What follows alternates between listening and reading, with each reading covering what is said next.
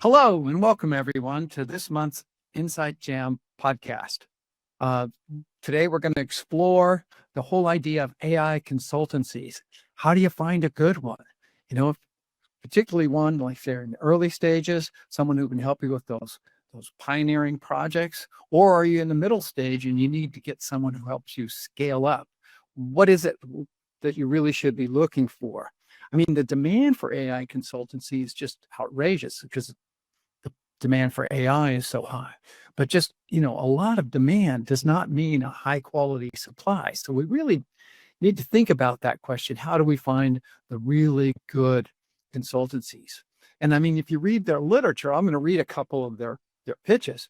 Um, with AI consulting from XXX, you can move beyond reactive operations to intelligent automation. Here's another one. Our AI consultants help you harness the full power of AI to transform your business while protecting your organization against new and emerging threats. I mean, what's not to like? But they all start to sound alike. Here's a third one. Our AI strategy consulting team empowers clients to focus on their strategic opportunities and execute a comprehensive AI business transformation.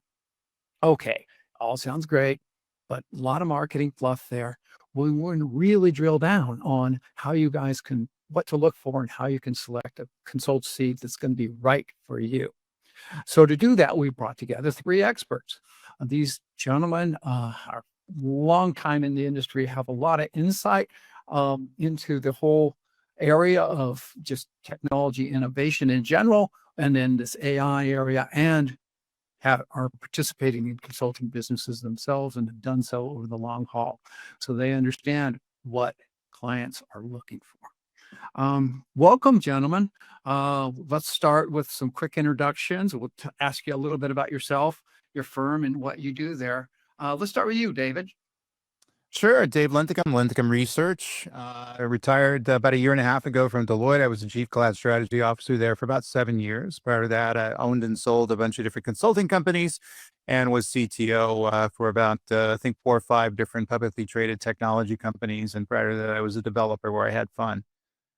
Focus on AI, cloud computing, how enterprises can leverage this technology strategically for the business and win the first time.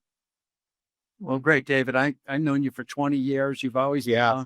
the vanguard of all the latest technologies, and then converting that research and focus on the leading edge into projects and implementations, particularly ones with complex architectures. So let's switch gears. Greg, welcome. I guess I've known you for about 12 years. So let's go ahead and have you introduce yourself. Thank you, Bob. So great to see you again. I'm glad that we were able to get together here. So I'm involved in several things right now. So I've started an AI consulting firm called Glue, focused on strategy, education, and enablement, as well as cultural embedding. So my tagline there is really AI is 10% technology and 90% people. And that's a philosophy that I truly believe in. I'm also involved in an early involvement in a company that is focused on valuation enhancement. So we're using AI to improve valuation in multiples for small and medium-sized businesses. And I have invested about 1,000 hours in creating a product that I hope will eventually take off, that is kind of in the market intelligence space. It will allow me and other users to create deep, wide, enterprise-ready, outside-in types of analyses, like a SWOT or Pastel or industry lifecycle, customer sentiment, things like that, with multiple different target users there. So this really ties into kind of one of my beliefs as well of kind of the crawl, walk, run philosophy. Great to see you again, Greg. Luca, we met today. Welcome to the podcast. Tell us a little bit about yourself, your firm, what you do there. Okay, I live and work in London. I am in the United Kingdom, and my company is taking care after the period of digital transformations, when it was the hype of digital transformation, moved towards artificial intelligence. But the focus is now to understand what is the technology and how organization can be followed or follow it. It's different, including culture change and so on. And then there are people. I started writing two papers as research because I like to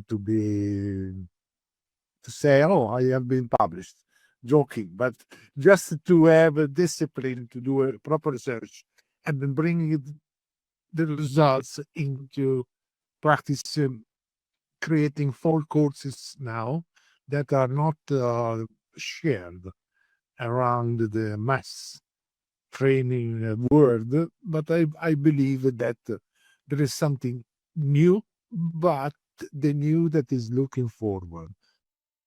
Do something now and look at what's happened later. Great. Well, good to have you introduced today, and good to have you on our show. It's interesting. You say you spent your career introducing new technologies into organizations, and today's current hot thing is of course AI. So that's what we're going to drill down into today. So let's begin the conversation. I'll start with you, David. What are AI what do AI consultancies really do? I mean, it's a broad question. So, go ahead and have at it. Well, they use AI to create reports and they sell them to you for $500,000. That seems to be a nice little profitable approach. AI consultancies would provide a complete architectural and advisory guidance in terms of how you're going to leverage AI as a true force multiplier for your business, not just generative AI and agentic AI, but deep learning systems and machine learning systems. You got to remember, AI has been around since the 50s. I started doing AI as a list programmer back in the 80s at 18 years old. And so somebody that can help you figure out the context of your enterprise requirements, in other words, looking at your enterprise, your business, your data needs, things like that, and the ability to back the appropriate AI systems if needed into the problems that you need to be solved. And advisory there, I think, is absolutely necessary. And that's where we seem to be dropping the balls in certain instances. But your ability to kind of close the gap between the value of the technology and your current problems, and your ability to look at different technological assets, and your ability to create a strategy to move in this direction, and above all, your ability to leverage the technology, in this case AI technology, so it returns the most value back to the business. So if this is all about just getting AI's technology force fit within your enterprise, you're going to be missing the mark. So you should be looking for consultants that are playing the true advisory role, which is kind of few and far between right now. So advisory from the business strategy through the requirements and capabilities, then helping enable the architecture that includes AI capabilities, and then driving that through to solutions that add value. Yeah, you got to remember the technology is easy. I can, solve any problem if you give me enough time and money.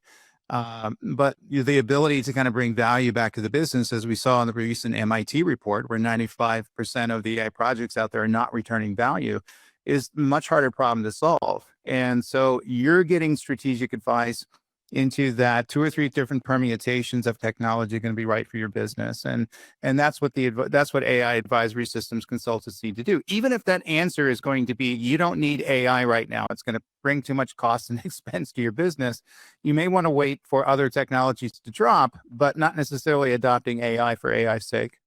Greg, David got a rise out of you when you said a lot of these projects weren't returning value, and that it's not about the technology. So what do you think? What is it that AI consultancies should do? So I'm gonna compliment you, David. I loved you just made the quote of the day. The technology part's easy. Okay.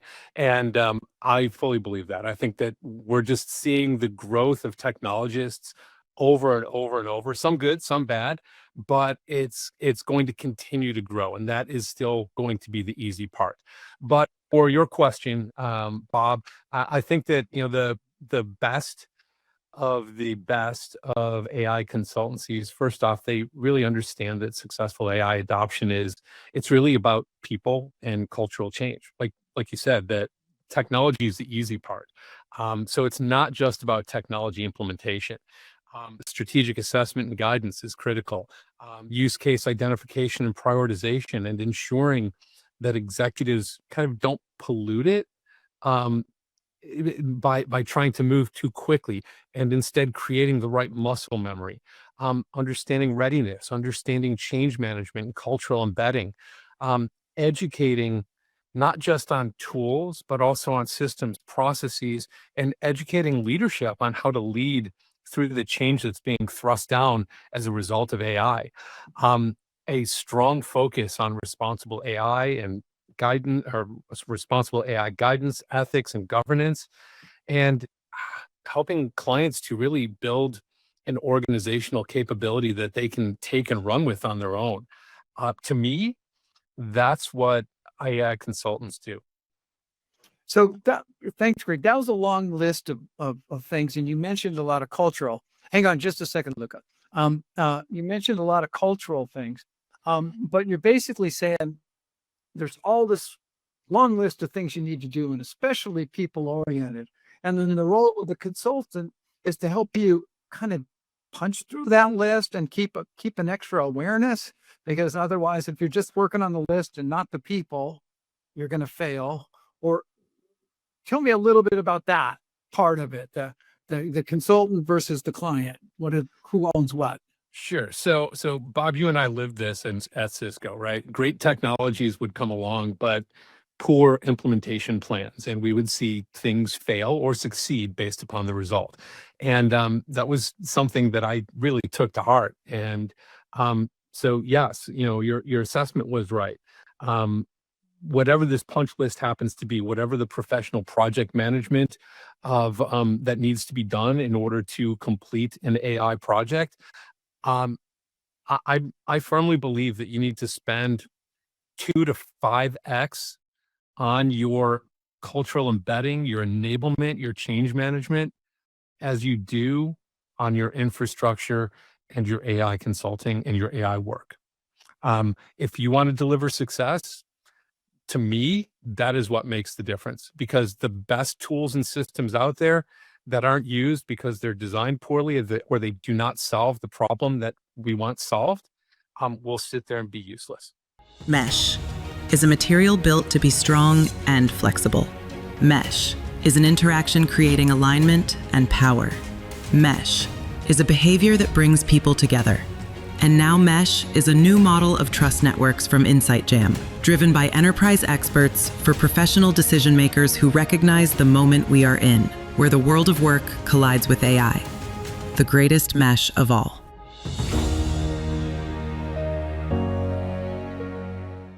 Luca, you raise your hand and it's your turn anyway. So what do you think? What should these consultancies do, or do you want to just react to what David and Greg have already said?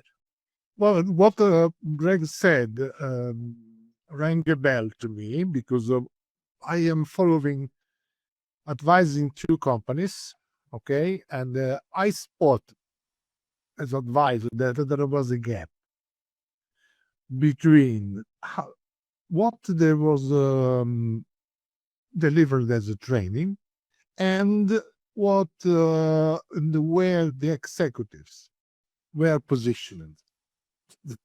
Sorry if I lied. There was not a gap, a bigger gap than in the past.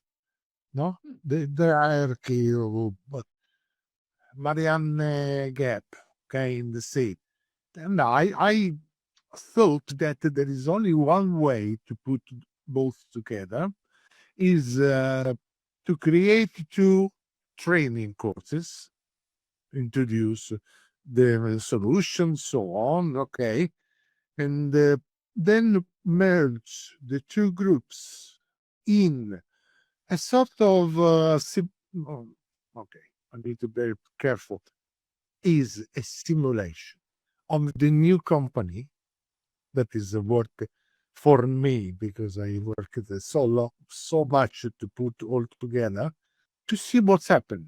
If the bottom line is suggesting something, not all the features, but let's say the 30-40% of the critical features, and where executives were saying their truth. the thing that came out was that everybody understood that they were doing the wrong path, because the secretaries started scratching their head. There was a confrontation because I am a sponsor of simulations, okay? Not for days, months, for a period where then you meet together and you have a long conversation. And when I am the manager of the conversation, the feedback, I put all together, you have a break, and they come back, say, sorry, what do we do now? This is something that is useful. There isn't a lot on the market as solutions. You need to dare to think about to find someone that is keen to experiment and try as you want. And the culture is there. How we can manage this? In this question, there is a culture change. So I don't tell them I need to change culture because of this. No. I said, what's happened? Someone said, "But we are not used to do this." Fine.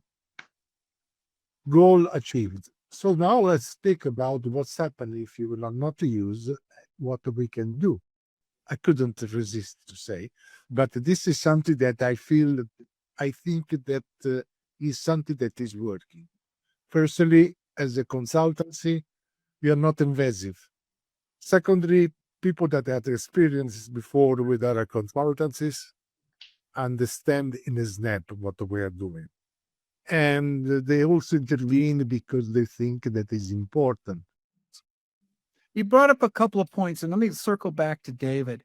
You've been on, as I mentioned earlier, on the vanguard like ERP and then EAI, to kind of bolt together all the ERPs and the traditional systems, and then everything kind of migrating over to the cloud and all those changes.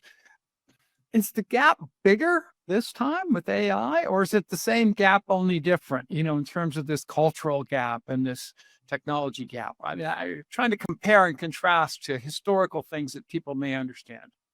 Yeah, it's the Grand Canyon. I've never seen the gap between what people want to do and their ability to do it and have the culture and the talent and the understand your own requirements and the data integration in place and all the infrastructure needed to enable to make AI successful, not just, generative AI, but any kind of AI, any kind of deep learning, machine learning system. Yeah. And so the big thing that they're missing out there is access to their own data and the ability to leverage that data as the training asset. And I think that's what's killing many of the projects out there now. I can make AI run, as a standalone silo. It's pretty easy, even if I want to use an LLM based system to do it, versus building my own models. But in doing so, I need to have my own data, access to my own data to make that thing usable, to make it of value. And that's what people are missing right now. And, I always tell my AI architect students that this is a data problem at the end of the day. The AI stuff and the ability to create, training processes and inference from those knowledge models is going to be the easy state.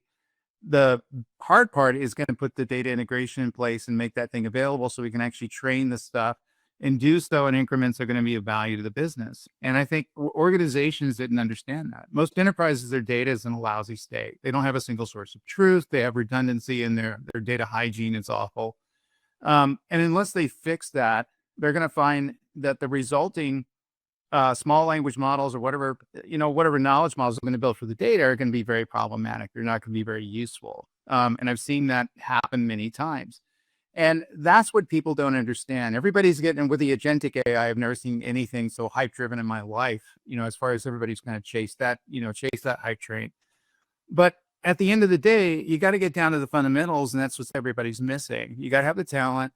You got to have the AI architects, the AI engineers to build it. You got to have the data scientists. You got to have understanding of the data. You have to have access to the data. You have to have data integration stuff in place. And fundamentally, many of the enterprises don't have healthy data. And so if you don't have healthy data, you're not going to have a healthy AI system on top of it. And that's what I mean, the chasm between them.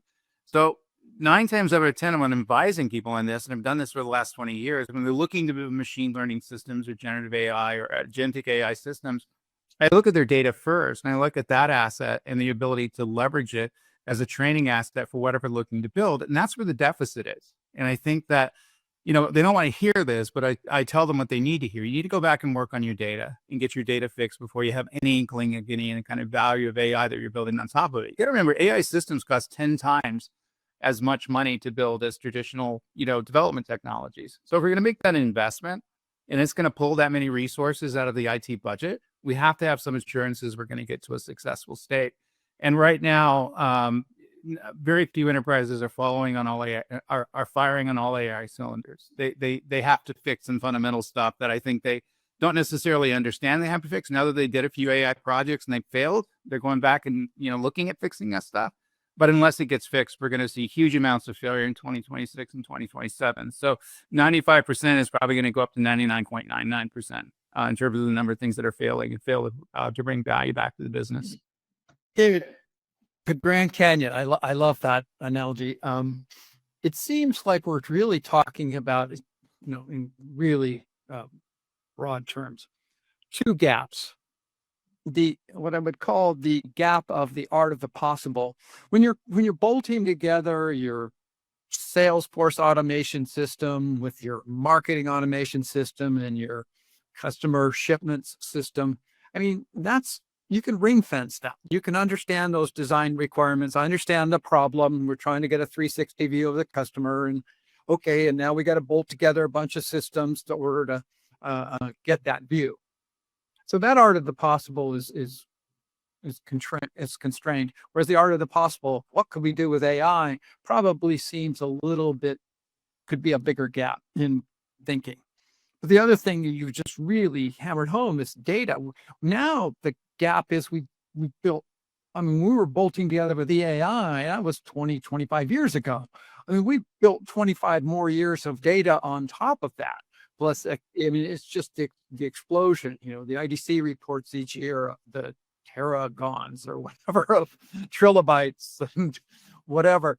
So it's really two gaps. But today, Greg, you focus on that people gap, that the art of the possible, or you focusing on the data gap, which is just such that, or is it just all of this is so daunting, you really view it as a people problem?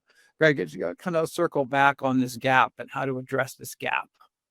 Yeah. So, right. Everything that David said is true, that there is a massive problem with the data, and it's governance and data quality. It's just not sexy. It doesn't get the attention that it needs, but it is the foundation of most companies. And, I always used to joke that it's unbelievable how many of the Fortune 100 companies run their business off of Excel spreadsheets.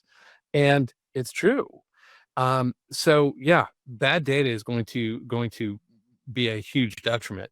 At the same time, if the data is perfect and the systems are created perfectly, but they don't solve the right problem, or people are still fearful of what AI is, or they're terrified that they will lose their job, not be able to send their kids to private school, can't buy their spouse that new car, all of those, right, Maslow's, needs that people need to have, that are often forgotten with any new technology, whether it's basically a new product introduction and change management combined.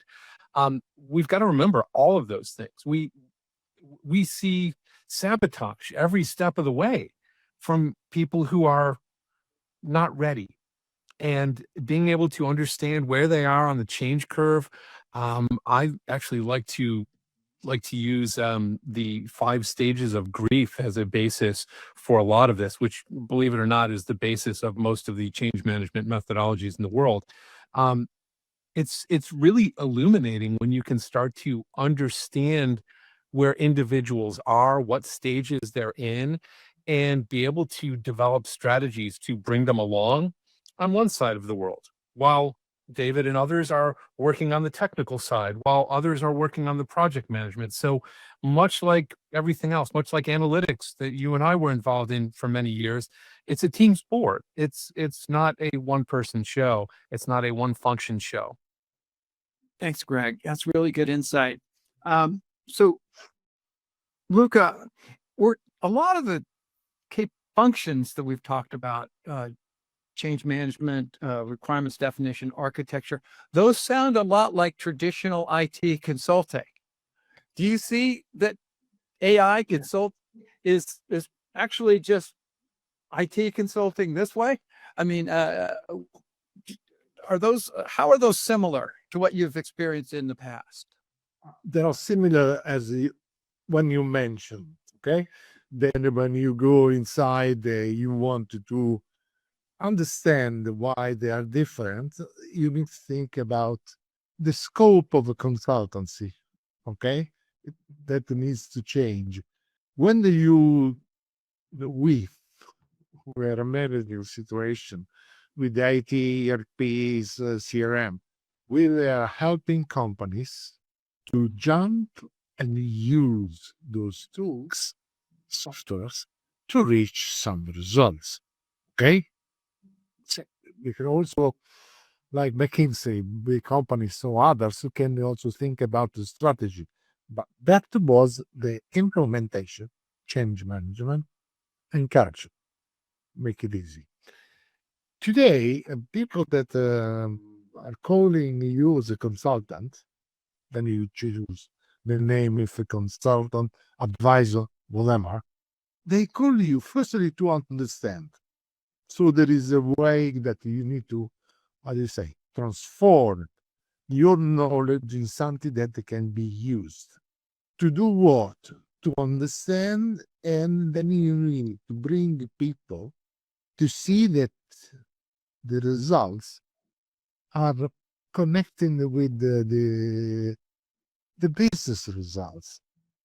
So what I have developed in my mind is I start for the business results.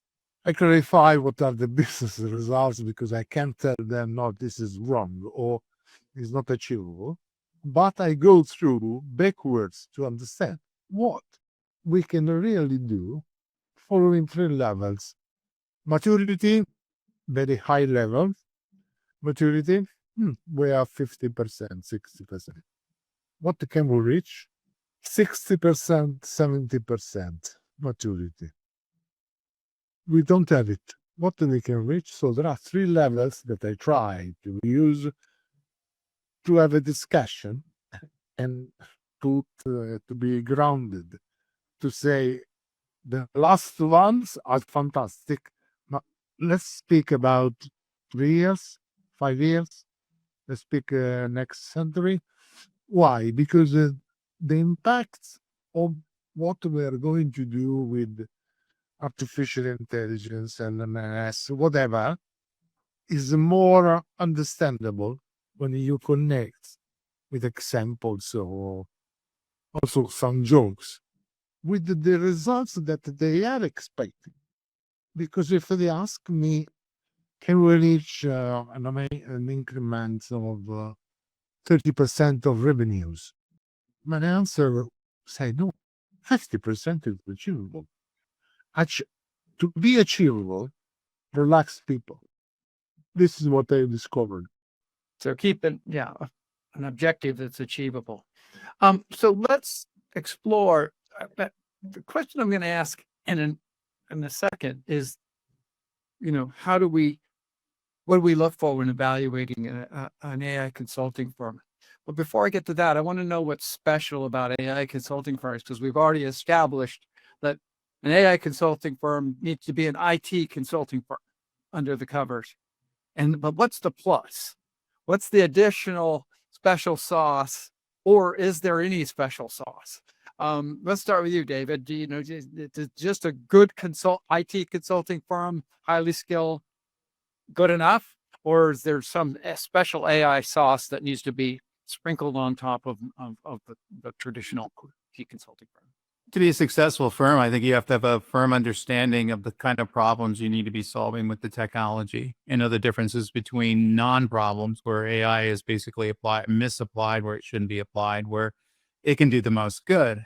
And so understand how to recognize businesses and business processes and problems that can be adaptable and have value added by the use of any AI technology. That's the big thing. And that's seems to be what's missing out there. In other words, when you ask people on an interview, what are 5 things, what are 5 common problems that businesses are facing, where AI would likely be, not always, likely be a remedy for those problems. And how would you use it? No one can explain that. And so basically when the AI consultancies are out there now, everything looks like a nail and they're a hammer, and everybody is trying to push AI on down every process, every workflow, everything. And the market is pushing in that direction now. Try buying a word processor or a spreadsheet or a browser that doesn't have an LLM tied to it. In other words, AI is enabling everything that's going on. So they view that as something that's going to be a systemic change to the business, and therefore they're making changes to it. I liken it to the cloud computing stuff of 15 years ago. Everything had to move to cloud. They didn't understand what workload should move to cloud, what workloads should not move to cloud, and therefore made a bunch of mistakes. And now there's billions of dollars being spent on repatriating, putting that stuff back where we found it. Similar things are going to occur with AI. In many cases, it's going to be overused and overapplied because the consultants there don't have an understanding in terms of what business problems they should be looking at and how to identify a legitimate business problem where AI is going to have value. And I know it sounds fairly fundamental, but I just see that as a major gap right now. Now that the consulting firms out there are using gimmicks and, stacks and frameworks and, everybody has a partnership with NVIDIA. And that doesn't necessarily solve the issue. Your ability to understand how I can leverage this technology to a strategic end that's going to guarantee I return value back to the business is kind of what's missing now. And I think the ability to identify what problems to solve and what not to solve is important. Very few consulting companies out there have that. I think that's a great insight, David, because really it's like what's different. It's not that much different other than really doing all the right stuff, but picking the right problem is what's different. So if I'm going to go select an AI consultancy and the area from my business strategy or my business pain is, Luca was mentioning, if there's a revenue increase, is it a cost decrease? Is it a focus in what particular problem I want to solve? Then I want to go to when I evaluate a consulting firm based on your advice, David, I would want to know, tell me 5 times when you've solved a very similar problem and how you solved it and where you used AI in that project. So I want to see use cases. I want them to be able to describe and have customer testimonials. And then I would know that they can kind of get from point A to point Z and deliver value on at least on that class of problem. And that's more important than, well, I have this many consultants trained on these tools and these partnerships. So it's not about the counts. It's about, have you solved my particular problem or close to my particular problem? And can you bring that value to me? Does that make sense, David?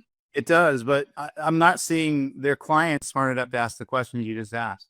And I think that's kind of what's missing now, because they don't know how to evaluate a consulting firm because they've never used AI strategically for the business. They've had aspects of machine learning and deep learning stuff that occurred many years, but it's a 0.000.1% of their portfolio. Now they're looking to move strategically into this framework.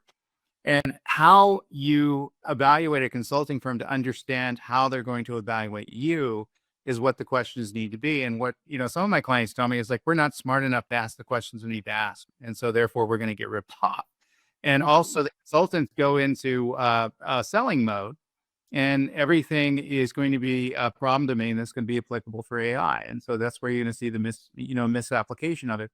You got to remember the trusted advisor role is, I think, sacred, and we seem to be missing that out there. So the consultants get into revenue mode and trying to make their quarters and, pumping up these projects and land and expand stuff around any enabling technologies and allow them to catch wind, client server databases, cloud computing, all that kind of stuff. Now it's AI. So they're using it as a gimmick to get in there and get a larger footprint within these companies. So their motivation is very different than what it needs to be. They're not being incentivized for it. Also, many of these consulting firms have deep partnerships, revenue relationships with many of the AI companies out there and cloud providers. And so there's a conflict of interest where they're pushing a particular architecture, pushing a particular technology stack of pre-built partners that they have that they're getting kickbacks from, when they sell this stuff. And that's just kind of the way of the world. And I bring this up because, well, you're naive, Dave. That's how the world works. There's a symbiotic relationship in terms of how this stuff does. It's been around since, the days of, days of enterprise architecture, 30 years ago. But we have to get out of this framework, because this is not just dumb money. This is going to be kill a business money that we're spending now. We're going to strategically place our bets in the wrong place. It's going to come back in something that's not necessarily going to work and bring value back to the business. And you're going to kill the business. You only have a certain pile of money in IT, and you have to understand how to spend it strategically. And it's not going to be unlimited. And your ability to use that effectively is going to go to your success of a business. AI, by the way, is truly a strategic force multiplier for businesses out there. It can take businesses to the next level, and the business can define themselves around their strategic use of AI. So it's very important. But we're not asking the right questions. We're not getting the right responses from the consulting organizations. They're relying on gimmicks and partnerships with NVIDIA and all the other hardware providers out there. And that's just not going to end well. I think we're going to start seeing some hangovers and pushback in 2026 and 2027, just because I see a big mess of convergence of stuff, huge amounts of marketing dollars, no understanding in terms of how we're going to get to an innovative end state right now. Great. That's some, a strategic force multiplier opportunity that's being wasted. And Greg, you would talk about the people aspect. So when you assist other consulting firms because you're coming in and providing the change management. Do you see them really focused on the value creation and is there a way that you see that would help clients pick better AI consulting firms? What advice would you provide to pick better firms? This is right for them. Yeah. So do I see them choosing the right firms for the right reasons? So I actually don't. I still see a lot of, I'll call it some of the typical, let's call it legacy IT behaviors that we've seen in the past. And IT is a wonderful organization, but they have a certain function and a certain focus, and it is technology. And there are very specific endpoints and parts of the process where with AI, you need a firm that is more comfortable in dealing with ambiguity and leading you through ambiguity, because it is not something that is the same each and every time. It deals in probability, not in specifics. The other thing seeing as becoming very important, those individuals or organizations that are focused in one particular area are turning out to be less valuable than the generalists, than those individuals who know a business from end to end or can follow the path to the PO. How do you get from an idea to revenue? So the generalist mentality is something that has been frowned upon in the past, but I see it becoming even more valuable nowadays. Experimentation. It was frowned upon in the past, except for by a few companies, but it's absolutely becoming critical with AI. Change management, I've talked about that already, but I think that it is even more critical than it has ever been. And part of that is simply the fear factor, right? Every time you turn on the news, oh my God, the robots are going to take over. And they might, but but the fact of the matter is it is creating a lot of anxiousness. I can walk through the mall with my daughter and hear people, having conversations about it. Talent is much smaller than it has ever been. It is growing, but there are very few people that are really and truly capable at this point. As David had mentioned, data as a foundation for everything is absolutely critical. And then one thing that I would add is, your pace here really matters. So moving fast is absolutely critical because AI is moving very quickly. However, moving in the right order of your pace is also critical. If you start with project one, that is addressing your enterprise at a very high level, you have a higher likelihood to fail than you do if you just start with something simple to prove it out, to build muscle memory, to work with your team to understand that this is there to help them, not to take their jobs. All of these things are critical. So I do see some big differences between what AI consultancies do and what typical IT consultancies do. But going back to, I think, David's first point there, solving the right problem and not looking at everything as a nail and that you're a hammer. That is, to me, that is consulting 101. Unlock better leads through Solutions Review events. Welcome to Data Demo Day. Expert Roundtable, Solution Spotlight featuring Monte Carlo, Cohesity, Denodo, Cloudflare, High Gear, Broadcom, Next Things. Boost your brand with a webinar that shares comprehensive use cases, real-time product demos, and an interactive Q&A. All broadcast live to LinkedIn, YouTube, and Zoom from our Boston studio, or even on location. Fill your sales funnel with high-quality targeted leads. And contact us today by visiting solutionsreview.com/virtual events. Luca, what should clients, companies, organizations look for when they're looking at trying to select an AI consulting firm? Would you have a couple of items for a checklist that would be look for these things? Okay, let me say one thing. The first thing is that they don't have a clue, meaning they have an idea that is related to the past. It's not their fault, because how many companies have the knowledge, courses or not courses, about what is implementing AI in the enterprise? Secondly, they are looking for something new that they can bring fresh water. But if the consultancy company is still not mature, they are disappointed, because they are not looking for the magic solution, open and close bracket.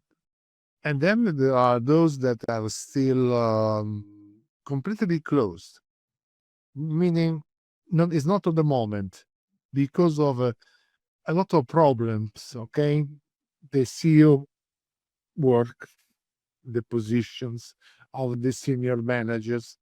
So there is a sort of a hierarchy that is made of relationships that are going above the working relationships. There is a way of sharing the opportunity, but no risks. This is what I found until now. So the person like me, advisor consultant, is going there, try to understand what is the environment, personally, and where they are positioned in this knowledge acquisition and the way to approach looking for a consultancy company. Because otherwise, you can't help them. You need to understand what they're looking for and then try to shape to be the advisor. And look, it's the same thing that David said, but from the company side, not from the consultancy companies.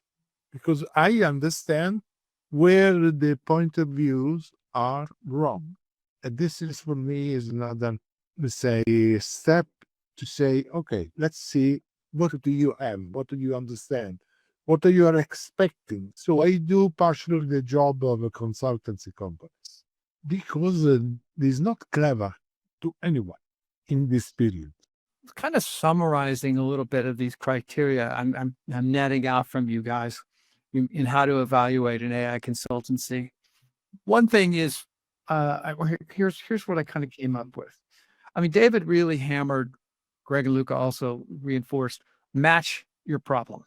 So if your problem is some particular area, business domain you want to address, then find a consulting firm who's done similar or adjacent things that you can then learn, leverage their learning curves, leverage their capabilities, their expertise, their industry knowledge, whatever.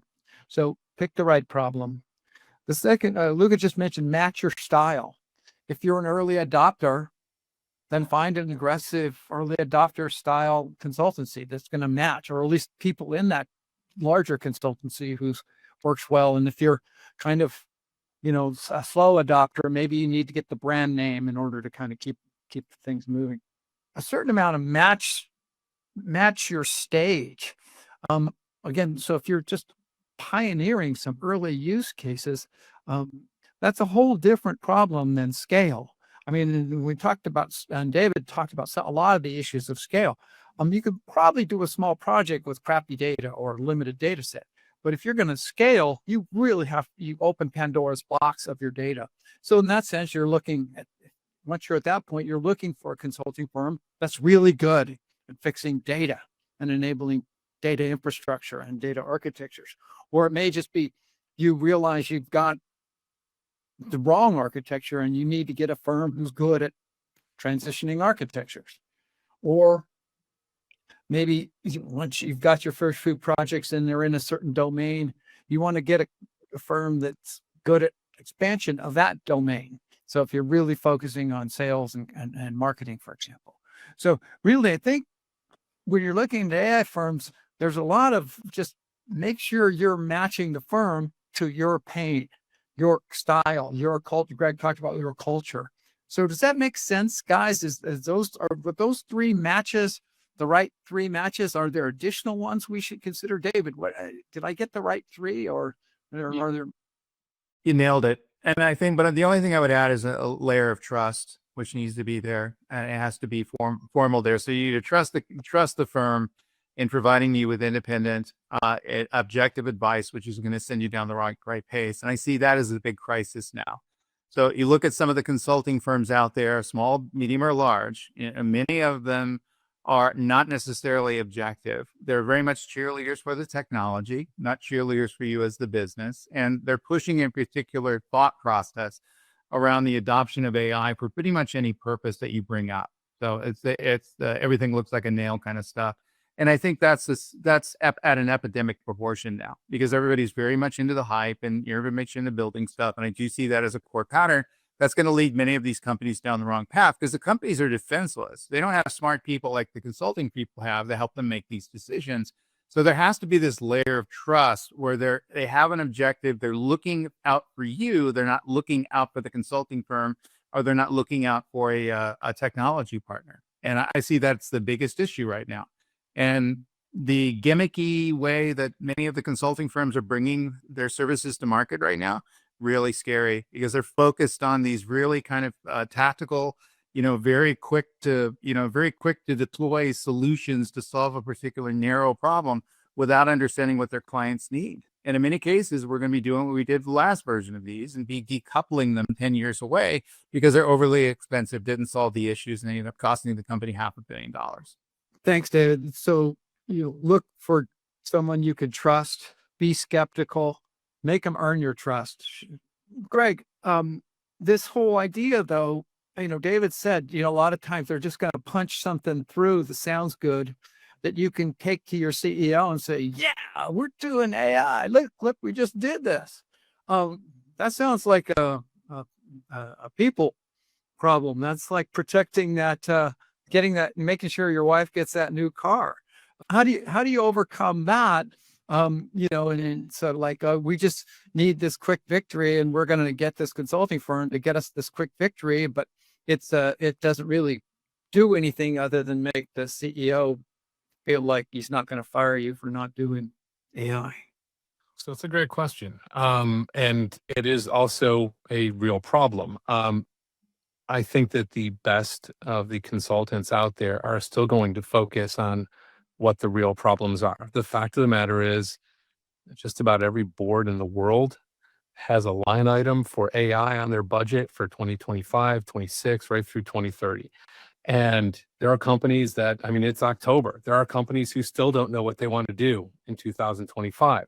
So yes, they are going to just slap out some solutions that don't actually solve anything. But the best of the consultants out there are really going to look for, and they may be tactical solutions, but they're going to look for things that solve problems, that make people's lives easier, that allow people to go home and spend time with their families or take that vacation that they've had to give up for the last 4 or 5 years.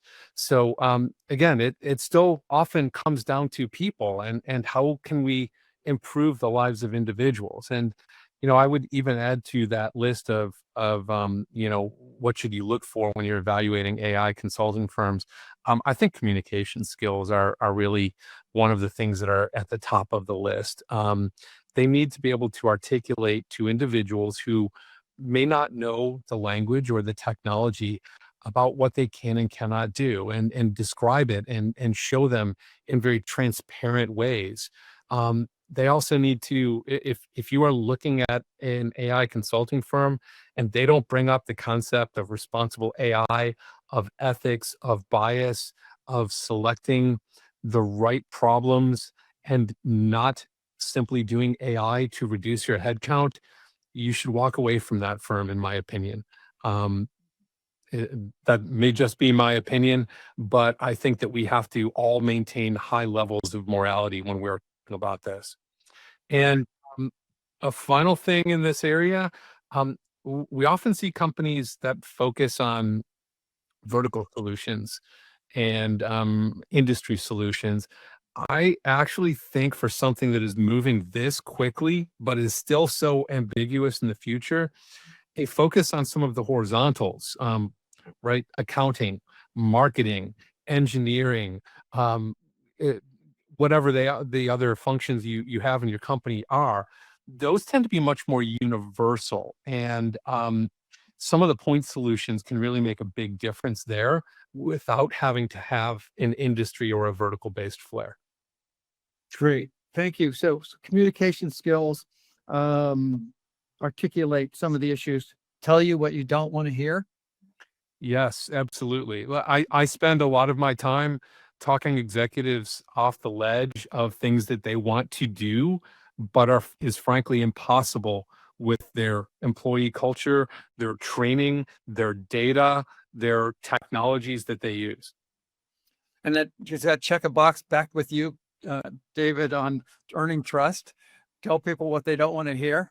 Yeah, I always say my role is designated buzzkill. I mean, it's that, I'm here to really ruin whatever expectations you had around the technology. And they get frustrated with that because aren't you the cloud guy? Or aren't you the AI guy? Aren't you going to promote us to AI? We need these stuff built, things like that. And I'm the one who kind of puts the realistic aspects behind it because I want them to succeed. And he's absolutely right. They won't succeed with the current culture, their current infrastructure, what they're looking to spend. And then I can point him to more tactical, small level use cases where they can succeed and they can build on top of that. And I pick the problems that they're able to solve. And also asking the question, I go with this, I tell my students all the time, we have to ask the question. It's not, can we always can. If I have enough money and time, I can build any system, that's amazing, but it should we? And the should we question needs to come up. Because even if we can afford it and we should build it, okay, what about the impact? And we're seeing lots of CEOs that are making huge mistakes right now, and they use AI to start throwing people out of the company, and it totally backfires on them. The customers are mad at them, the employees are mad at them, lawsuits come in, things like that, and suddenly they have to reverse it and hire everybody back. And I've seen that happen 3 or 4 times, and also uses of AI that aren't necessarily going to have a good impact on the public. For example, Hertz leveraging AI to scan cars as they come back in to give you an immediate accounting of any damage that some AI scanner finds. Well, that becomes problematic unto yourself. Again, you can do that. I know how to build those systems. Should you do it? No. You're going to get your customers hating you. And I don't think enough people are asking those questions right now. They're jumping feet first into the technology. We're running up against the end of the time. I would we'd have to get Luca another espresso if we wanted to keep going, but I think we'll pass on that this go round. So let me close by thanking you, gentlemen. Great insights. So many points about just AI adoption in general, but then real specifics in terms of how to look at AI consultancies and then use them the way to be successful and some of the elements of success. If people wanted to interact with you guys directly after this, what's the best way for them to reach out to you and interact? Luca, if he wanted to get hold of you, buy you an espresso, or how would they reach out to you? That's step one before they buy you an espresso. Okay, I can also find a way to pay an espresso from here in every bar in America. For me, there is the email I put in my profile and LinkedIn because it's first step that is not painful. Okay, so LinkedIn or the email in your profile, the email that's in your contacts in LinkedIn. Great. Greg, how about reaching you? What do you recommend? So LinkedIn is probably the easiest, right? We all have accounts there. I'm active on it just about every day. So connecting with me on LinkedIn, going to my site for glueservices.com also works well. And I've also written a book called Aspect Practical Prompting. So there is contact information in there as well. So it's practical prompting for real people, trying to reduce some of the intimidation factor, right? I was terrified when I heard prompt engineering. How is that? So I'm just trying to make it simple for people. Great. And you are, Greg. Thank you so much. I am simple. Thank you. Is that what you mean, Bob? No, not at all. David, would you like people to interact with you? Sure. I got 2 YouTube channels, the Cloud Computing Insider, which is going like gangbusters. And I have Dave is Not AI, which is my newest channel. It talks about where I'm an AI expert and AI skeptic. And so if you're interested in a balanced view, go check those out. And just like the other gentleman, reach out to me on LinkedIn, or you can reach out to me via email at david@davidlinthicum.com. Great. Well, again, gentlemen, fantastic job. We're really fortunate to have your insights, and the audience appreciates it. So next month we will return with another podcast. I haven't decided what that topic is. And next week is Wayne Eckerson, and he'll be coming with his monthly podcast as well. And then Shell Fox earlier in the next month. So look forward to those conversations. Goodbye, everyone. Thank you.